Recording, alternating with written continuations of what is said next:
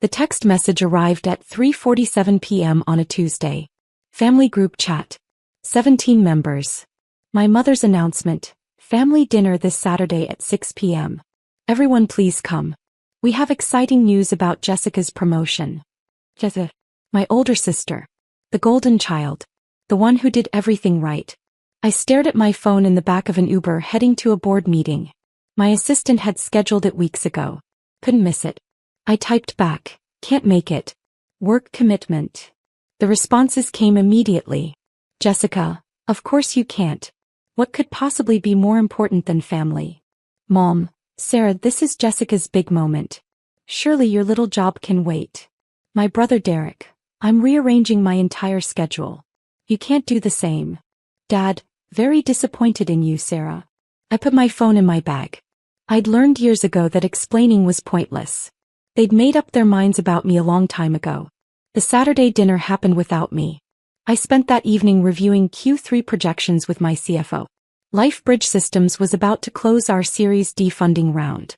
$340 million. Valuation climbing to $1.8 billion. We were 3 months from launching our breakthrough cardiac monitoring system that would revolutionize post-surgical care. But my family didn't know any of that. To them, I worked in healthcare tech. Whatever that meant. It started when I was 23. Fresh out of MIT with degrees in biomedical engineering and computer science. I'd been recruited by 6 companies. Offers ranging from $180,000 to $240,000. Instead, I chose a small medical device startup in San Francisco.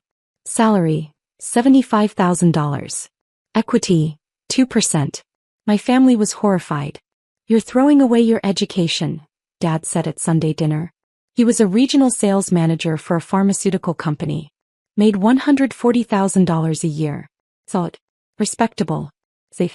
MIT graduates don't work at startups, Mom added. She taught high school chemistry. Between them they made about $210,000. They owned their home. Had retirement accounts. Did everything by the book.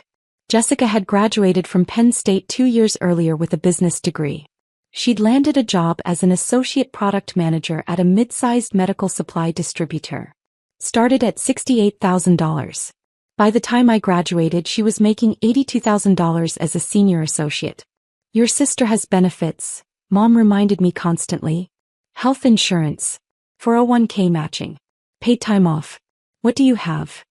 I had equity in a company no one had heard of. Stock options that might be worthless. 16-hour days in a warehouse converted into office space. Ramen for dinner 4 nights a week.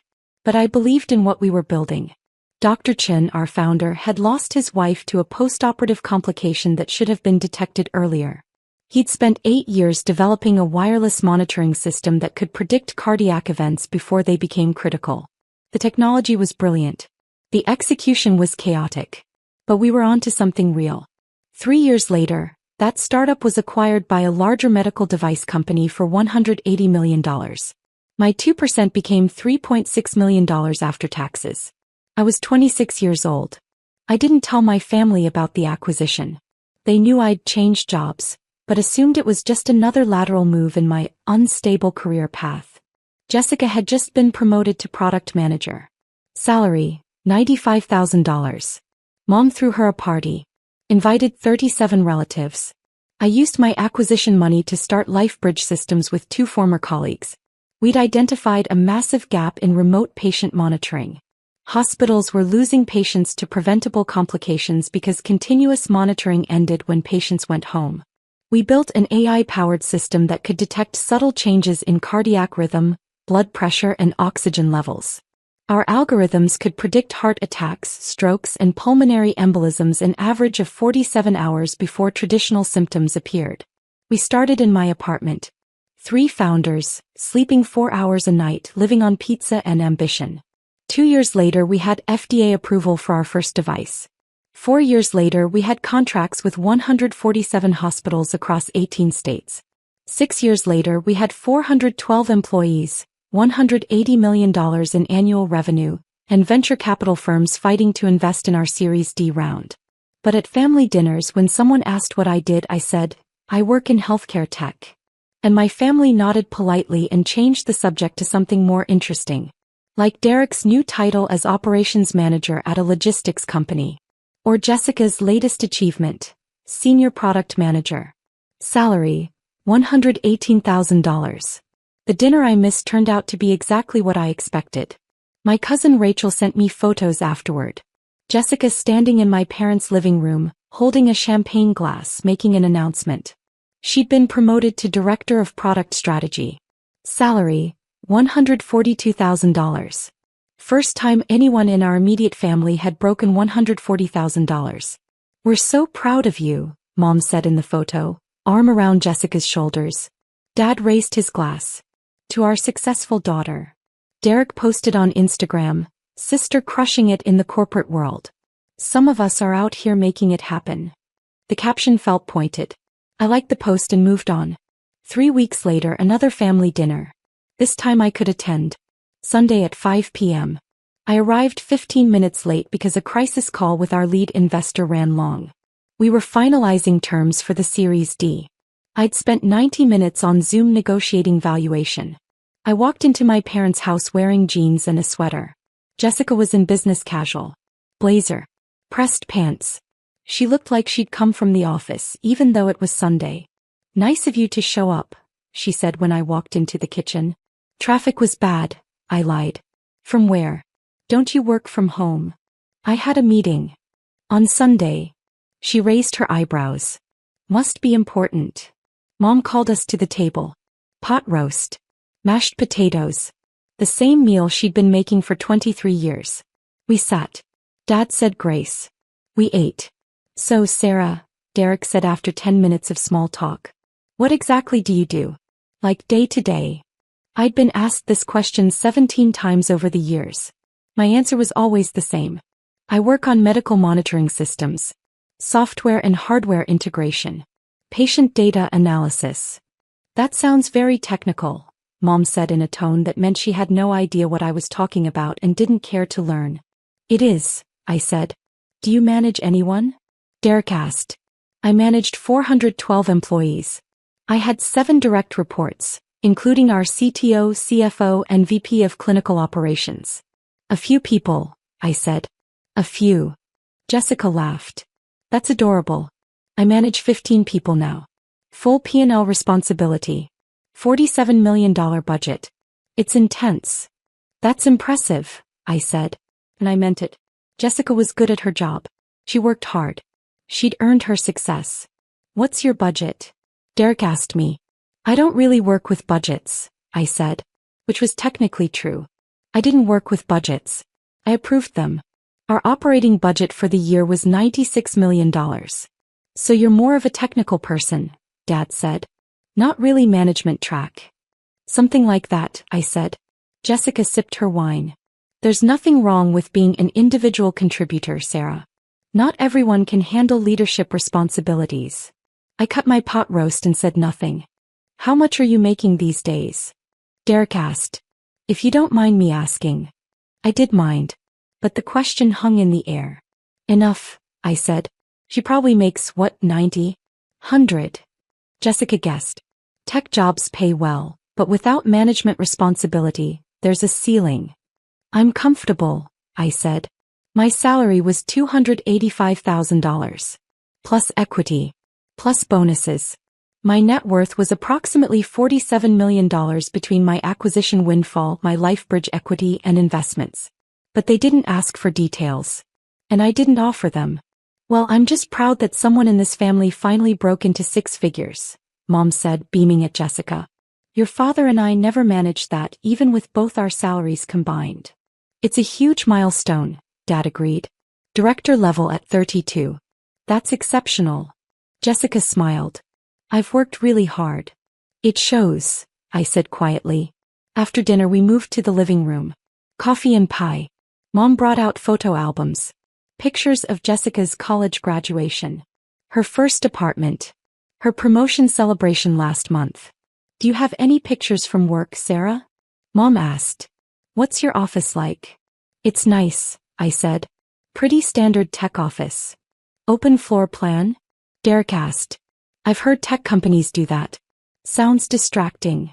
We have a mix, I said. Private offices for senior people. Collaborative spaces for teams. Do you have your own office? Jessica asked. I do. That's surprising for someone without direct reports, she said. Must be nice.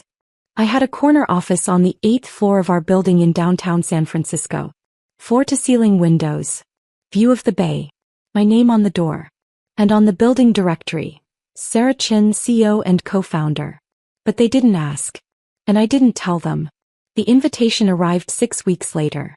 Medical Technology Innovation Summit. Boston Convention Center. March 15th to 17th. 3 days of keynotes, panels and networking. The premier event for healthcare technology executives. My assistant forwarded it to me. You're scheduled for the opening keynote on March 16th at 9 a.m. They're expecting 2,000 attendees. I'd spoken at MCAS twice before. Once as a panelist 4 years ago. Once as a keynote 3 years ago. This year they wanted me to deliver the opening address for the entire conference. The theme, Revolutionizing Patient Care Through Predictive Technology. My speech was already written. 45 minutes on how LifeBridge systems had reduced post-operative mortality rates by 34% in hospitals using our monitoring systems. How our AI had saved 2,847 lives in the past 18 months. How we were expanding into home care, rehabilitation facilities and nursing homes. I confirmed my attendance. 2 weeks before the conference, another family group chat message. Jessica, guess what? My company is sending me to MTIS in Boston. All expenses paid. This is huge for my career. Mom, that's wonderful. What's MTIS? Jessica, Medical Technology Innovation Summit. Only the most important healthcare tech conference in the country. Major executives, industry leaders, product launches. I'm going as part of our business development team to explore new vendor partnerships. Derek, fancy. Will you meet anyone famous? Jessica, probably. Last year the keynote speaker was from Medtronic. This year I heard it's someone from a billion-dollar startup. These people are on another level. My phone buzzed in my hand. I stared at the messages. Jessica was going to MTIS. She'd be in the audience. For my keynote. I could have told her right then. Could have said, that's my conference. I'm speaking there. Instead I typed, have fun. Sounds like a great opportunity. Jessica, thanks. At least someone in this family is happy for me. Sarah didn't even respond. I looked at my previous message. Sent 3 seconds earlier. I put my phone down and went back to work.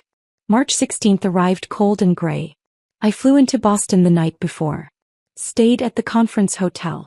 The Westin waterfront. My room was on the 18th floor. Harbor view. The conference organizers had sent a gift basket. Chocolate. Wine. A handwritten note. Thank you for inspiring our industry. I ordered room service and reviewed my presentation one last time. 2,000 people. Including my sister. I thought about texting her. Meeting for coffee. Explaining before she found out in front of everyone. But something stopped me. Maybe it was the years of healthcare tech isn't real comments. Maybe it was the constant comparison to her real career.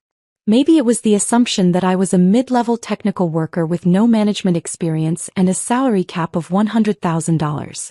Or maybe I was just tired of explaining myself to people who had already decided who I was. I went to sleep at 11 p.m. Woke at 6 a.m. Shower. Hair. Makeup. I put on a navy suit. Expensive.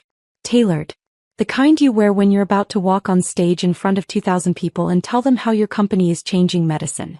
At 7:30 a.m. I went downstairs to the conference level. The main ballroom was massive. Rows of chairs stretching back into shadows. A stage with a 20-foot screen. Cameras. Lighting rigs. The setup crew was doing final checks. Miss Chin. The conference director rushed over. We're so excited. Your prep room is ready. Can we get you anything? Water. I'm fine, I said. We'll start seating at 8:15. Your introduction begins at 8:58. You'll take the stage at 9 o'clock. Sound good? Perfect. I went to the prep room. Private space backstage. Leather couch. Coffee station.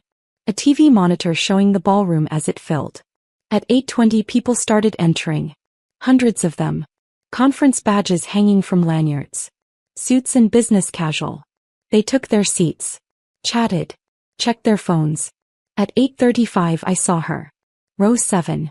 Seat 12. Wearing a burgundy dress and blazer. Hair perfectly styled. She was with 4 colleagues. All wearing matching company badges. He was laughing. Animated. Excited to be there. She had no idea. My assistant knocked on the door. 5 minutes, Ms. Chin. I stood. Smoothed my suit. Checked my reflection one last time. The conference director appeared. Ready. Ready. He walked me to the side stage entrance. The lights were dimming in the ballroom. The screen behind the stage showed the MTS logo. A voice came through the speakers. Good morning and welcome to the Medical Technology Innovation Summit. We have an incredible program lined up for you over the next 3 days. To open our conference, we're honored to welcome a leader who has fundamentally transformed how hospitals monitor and protect their patients. I watched the screen from backstage. My photo appeared. Professional headshot. Below it, Sarah Chin, CEO and co-founder LifeBridge Systems. After earning dual degrees from MIT in biomedical engineering and computer science, Sarah Chin co-founded LifeBridge Systems 7 years ago with a revolutionary vision. What if we could predict medical emergencies before they happened? I saw Jessica in row 7. She was looking at the screen. Then at her program. Then back at the screen. Today, LifeBridge Systems' predictive monitoring technology is used in 147 hospitals across 18 states.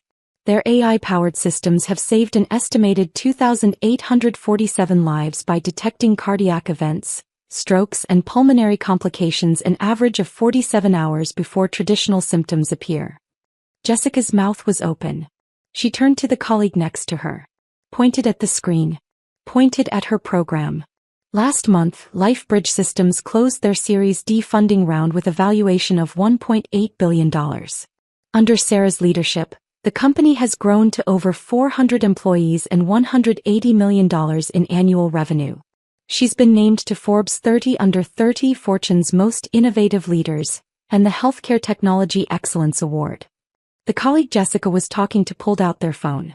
Started typing. Probably Googling my name. Please join me in welcoming to the stage Sarah Chin, CEO of LifeBridge Systems. The applause started. I walked out. The lights were bright.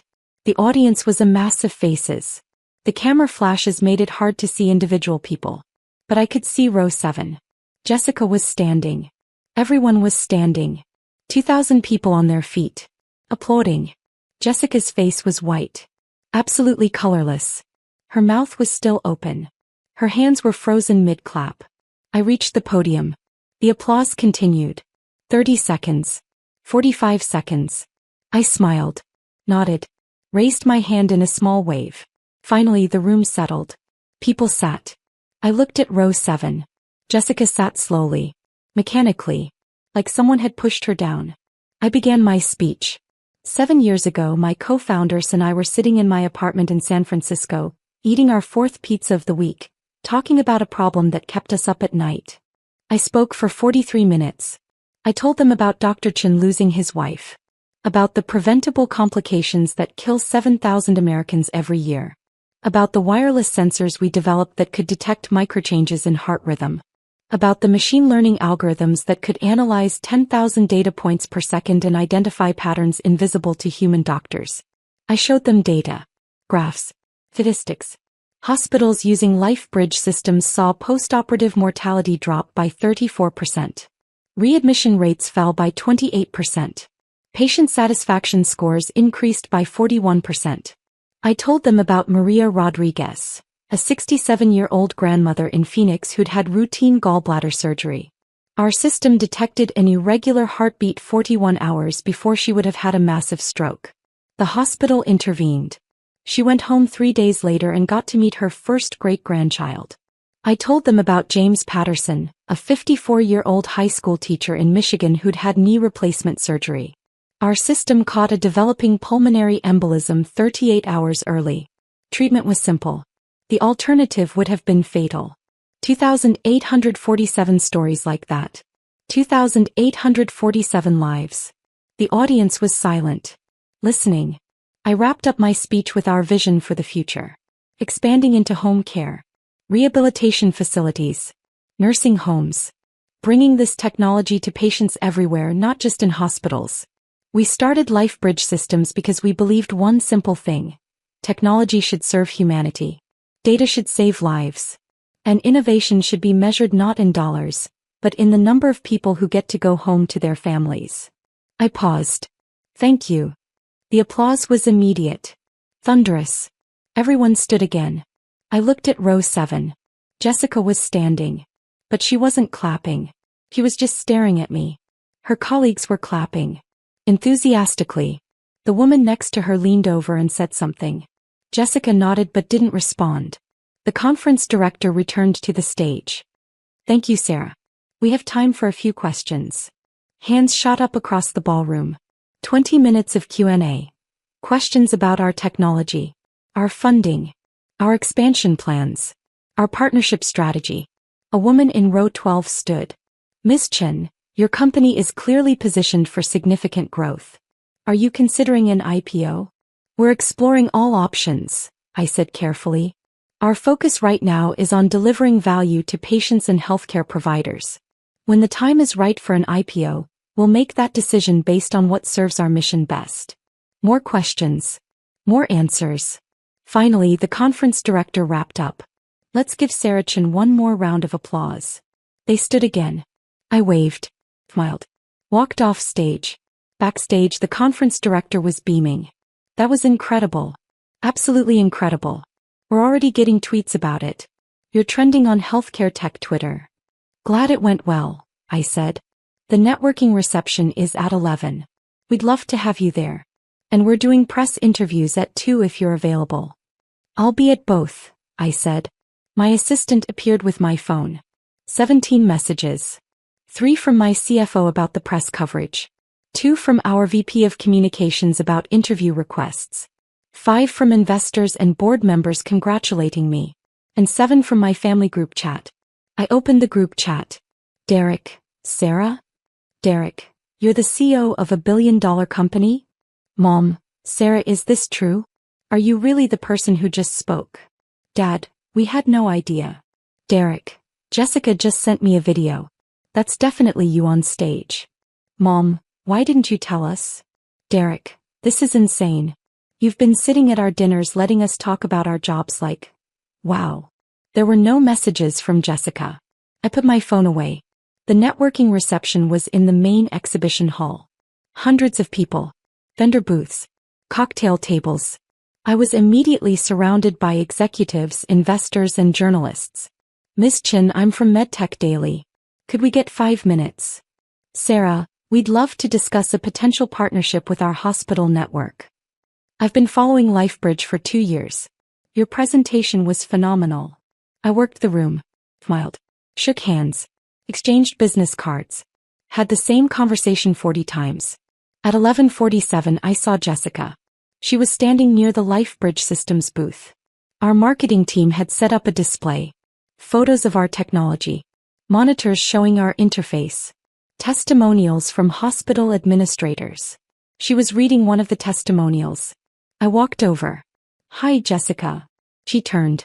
Her face was still pale. Sarah. Her voice was flat. So, this is what you do? Yes. You're the CEO of $1 billion company. $1.8 billion, I said. At last valuation. She blinked. And you never mentioned this. Not once. Not at any family dinner. Not when Mom asked about your job. Not when Derek asked about your budget. I did mention it, I said calmly. I told you I work in healthcare tech. You said you work in healthcare tech. Not that you run a healthcare tech company. Not that you're. She gestured at the booth. At the conference. At everything. This. You never asked, I said. Her face flushed. I never asked. Sarah, we talked about careers constantly. You sat there at dinners while we discussed our jobs. While I talked about managing 15 people and my $142,000 salary and my... She stopped. You let us think you were some mid-level technical worker. I never said that. You never corrected us. People were starting to look. I lowered my voice. Jessica, every time I tried to talk about my work, you changed the subject. Every time someone asked what I did, you answered for me. Healthcare tech, in that dismissive tone. Like it wasn't a real job. Because I didn't know. Her voice broke. If you'd just told us. Would you have believed me? I asked quietly. If I'd said, I'm the CEO of a company worth $1.8 billion, would you have believed me? Or would you have thought I was exaggerating? Delusional? Trying to one-up your director promotion? She opened her mouth. Closed it. I didn't tell you, I said, because I didn't need you to know. My work speaks for itself. My company succeeds or fails based on what we build, not on whether my family understands what I do. That's not fair, she whispered. We're your family. You're right, I said. You are. And I love you. But you spent 7 years assuming the worst about my career without ever asking for details. You spent 7 years comparing your achievements to what you thought were my failures. And you never once considered that maybe I was doing okay. Her eyes were wet. I didn't mean. I know you didn't, I said gently. But it happened anyway. A man in a suit approached us. Miss Chin, I'm from Johnson & Johnson. We'd love to discuss a potential acquisition conversation. Of course, I said. I turned back to Jessica. I have to go. We can talk later if you want. She nodded. Said nothing. I walked away to discuss a potential $3 billion acquisition offer. The rest of the conference was a blur. Panels. Meetings. Interviews. Networking. I shook 200 hands. Had 150 conversations. Signed 12 NDAs for potential partnerships. Jessica and her colleagues attended several sessions. I saw them in the audience for a panel I moderated on Friday afternoon. She didn't approach me. Friday evening I flew home to San Francisco. My phone buzzed during the flight. Family group chat. Mom, Sarah, we'd like to talk. Can you come to dinner on Sunday? I stared at the message for a long time. Finally I typed, I can do Sunday at 5. Sunday dinner was uncomfortable. I arrived exactly on time. Everyone was already there. Jessica, Derek, Dad. We sat at the table. No pot roast this time. Mom had ordered Italian from the place we used to go for special occasions.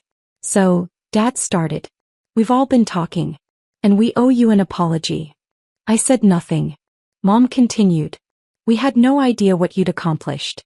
If we'd known. You would have treated me differently? I asked. Silence. That's the problem, I said quietly. My accomplishments shouldn't determine whether you respect me. Whether you take my career seriously. Whether you include me in family celebrations.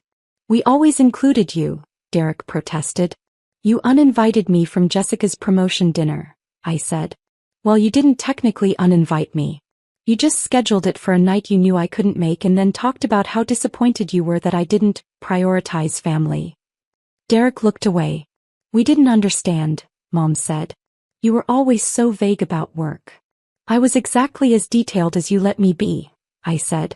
Every time I mentioned a project, you changed the subject. Every time I tried to explain what we were building, you talked over me about Jessica's latest achievement.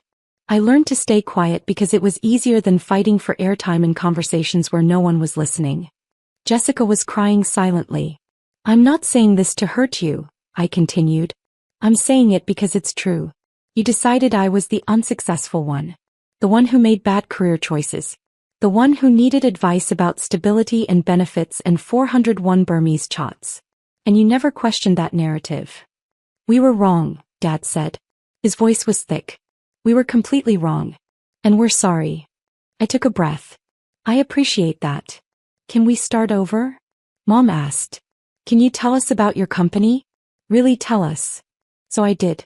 I told them about the apartment startup days. The acquisition. The founding of LifeBridge. The FDA approval process. The first hospital contract. The growth. The challenges. The victories. I told them about the Series D round. The valuation. The expansion plans. I told them about the patients. The lives saved. The families who still sent me thank you cards. They listened. Actually listened. When I finished, Derek said quietly, I'm sorry I made that comment about managing 15 people. I'm sorry I bragged about my salary, Jessica whispered. When you were making, what are you making? More than I need, I said simply. Are you a millionaire? Dad asked. Yes.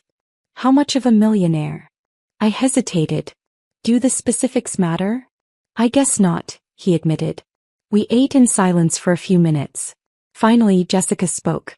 My colleagues at the conference wouldn't stop talking about you. About your speech. About LifeBridge. My boss asked me 3 times if I could introduce him to you. I had to admit I didn't even know what your company did. You can introduce him, I said. If you want. Really? Of course. You're my sister. She started crying again. I was so awful to you. You weren't awful, I said.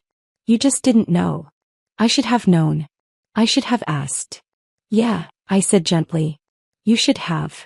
3 months later, Jessica called me. Sarah? Do you have a minute? Sure. What's up? I'm thinking about leaving my job. I sat up straighter. Really? Why? Because I realized something at that conference. I've been so focused on climbing the ladder at one company that I haven't thought about whether it's the right ladder. Whether it's leading somewhere I actually want to go. Where do you want to go? I don't know yet, she admitted. But I want to figure it out. And I want to do it without comparing myself to you or Derek or anyone else. I want to build something that matters to me. That's really brave, I said. I learned from the best. She paused. Will you help me? Not with money or connections or anything like that. Just advice? Perspective. Of course, I said. Anytime. We talked for an hour. About her skills. Her interests. Her dreams. Things we'd never discussed before because we'd been too busy comparing instead of connecting. When we hung up, I realized something. The standing ovation at MTIS had been satisfying. The validation. The recognition. Watching my sister realize who I was. But this conversation mattered more. Not because she finally respected my success. But because we were finally talking to each other as people, not as competitors. 6 months after MTIS, LifeBridge Systems announced our Series E round. $500 million. Valuation $3.2 billion. The press release went out on a Tuesday morning. Within an hour, my phone buzzed. Family group chat. Mom, we saw the news. Congratulations. Dad, so proud of you, honey. Derek, holiest asterisk T Sarah. $3.2 billion. And then Jessica, not surprised at all. You're amazing. Red heart. I smiled and replied, thanks everyone. Excited for what's next. Because that was the thing about success. It wasn't about the validation. It wasn't about proving people wrong. It wasn't about standing ovations or press releases or valuations. It was about building something that mattered. Saving lives. Creating jobs. Pushing technology forward. The rest was just noise. My family understood that now. Finally. And that made all the difference. 2 years later, LifeBridge Systems went public. IPO day. Nasdaq. Opening bell at $42 per share. By close, we were at $67. Market cap, $8.9 billion. My family flew to New York for the ceremony. Derek, Jessica. They stood on the trading floor with me. Wore LifeBridge t-shirts. Smiled for the cameras. When I rang the bell, they cheered louder than anyone. Afterward, we went to dinner at a restaurant in Tribeca. Expensive. Celebratory. The kind of place we never went when I was growing up. This is incredible, Mom said, looking around. I can't believe this is our life now. It's not your life, I said gently. It's mine. You're welcome to visit it. But it's mine. She blinked. Then nodded. You're right. I'm sorry. I meant I'm proud to see you achieving your dreams. Thank you, I said. That means a lot. Jessica raised her glass. To Sarah, who never needed us to believe in her, but I'm glad we finally do. To Sarah, everyone echoed. We clinked glasses. I looked around the table at my family. Imperfect. Complicated. But mine. To second chances, I said quietly. We drank. And for the first time in years, I felt like we were finally on the same page. Not because they understood what I did. Not because they respected my success. But because they'd learned to ask questions instead of making assumptions. That was enough. That was everything.